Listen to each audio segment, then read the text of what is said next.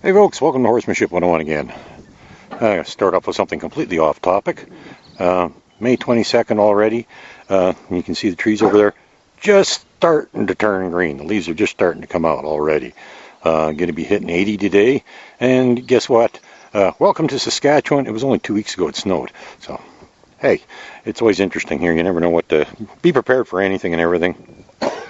Today I want to talk about a couple of subjects that all kind of tie together.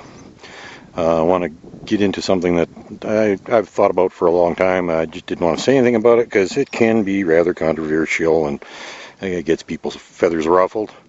But I've seen so many comments and posts about it on the internet in the last while, and even after I already decided to do this video, I saw a well-respected trainer make a comment specific, very quite well explained what I'm about to talk about.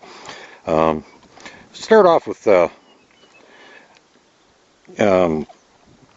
how relating to horses and relating to people, relating to animals of any kind, there's a lot of similarities in all of it. It all kind of connects together. It's kind of like with this little girl here. She's been a particularly difficult little horse to work with, but she's made me a better horseman. She's made me a better person, and I can take pretty much anything that I have learned from her and apply it to people, be it the acceptance of she is who she is. She's never going to be a perfect, or certainly not a normal horse, not that there's any such thing as normal, but I've developed patience, understanding, a little compassion, and acceptance with her, and I can take all those skills and use them on people. Now, the point of that is that what I want to talk about kind of ties people and horses together in the sense that parenting and horsemanship are very, very similar. The parallels are between the two. There's a lot of them. And it really has a lot to do with follow-through and consistency.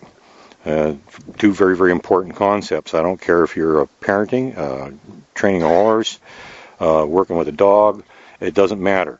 The two principles of follow-through and consistency apply to all of those things, and they're very important.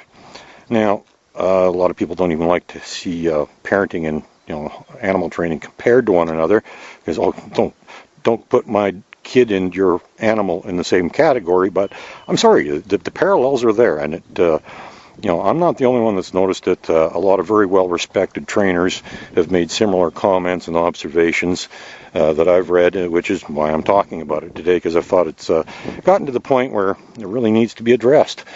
And the follow-through is, in the case of parenting, it's not unusual for parents to, yell at the kid and tell them to do something, 5, 10 times, and never actually get up and make the kid do something. They'll just sit in their chair watching TV and yelling at the kid, and then eventually, if it's something that they need for themselves or whatever, they'll get up and do it themselves. So the kid learns. It doesn't have to listen. The other thing is the consistency part, because that was the follow-through. The consistency part is the rules never change. It doesn't matter where you are, who you're with, or what you're doing. The rules never change. So, that's consistency. In a lot of cases, now this is where in society here it's become politically incorrect to discipline your children, especially in public.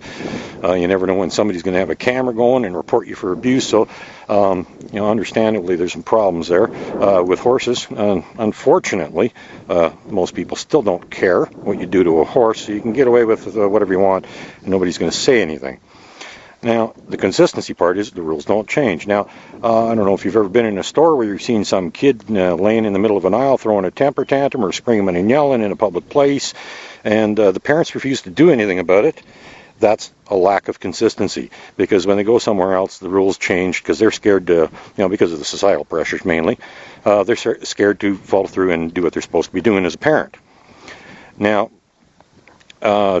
on that similar note, somebody made an observation recently that I read, and I thought it was kind of interesting, is they thought that they came up with a theory that, and I don't know if it's right or wrong, it's certainly food for thought.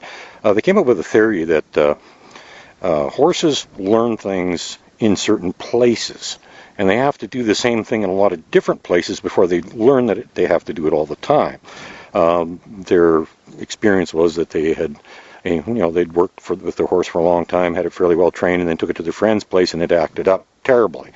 Now, there might be some validity to the theory, but if they had, limited themselves to doing what they could follow through on, and make sure that the horse did what it was supposed to do, the horse would have learned that when you go to that place, the horse has to do what it's supposed to do.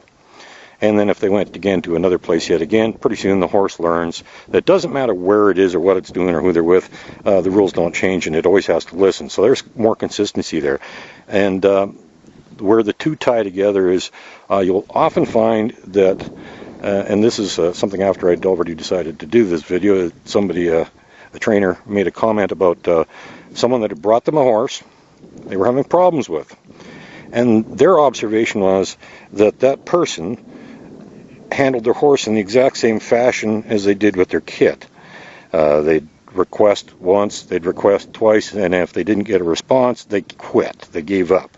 So there was no follow-through in that case. And basically, if you're having problems with your kid and you are having problems with parenting it with consistency and follow-through, probably not a good idea to get a horse, because it's not going to be any different. The rules are the same, no matter whether it's a horse, dog, cat, or kid. You have to have follow-through, and you have to have consistency. If you're having a problem with a kid, you're going to have the same problems with your horse. And that's the gist of my, the subject for the day is parenting and horsemanship are very much the same.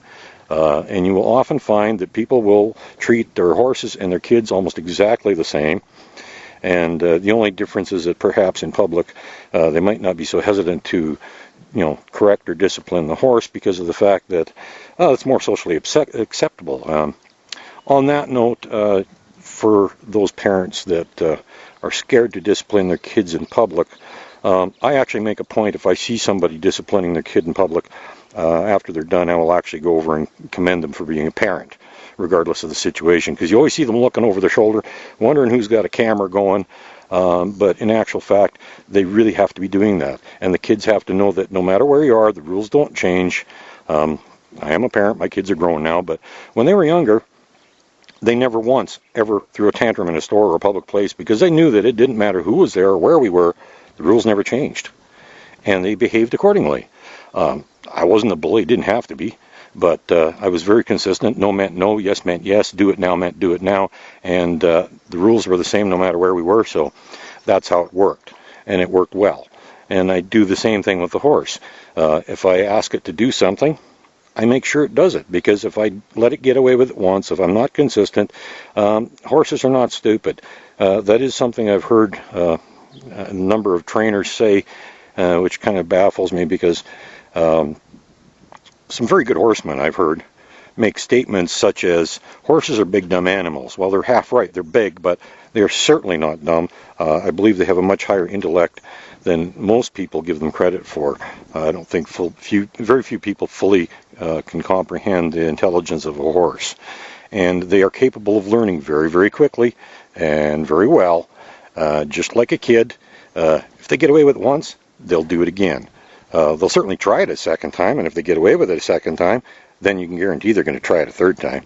And if they get away with it the third time, that horse is probably never going to listen to you, and you'd probably be better off to sell it and start over, because that horse is never going to have respect for you ever again. You've already established that you aren't the boss. You don't call the shots, you don't follow through, and you're not consistent. So parenting and horsemanship, it's really the same thing. It's all about follow through and consistency. Okay, have a good day, folks.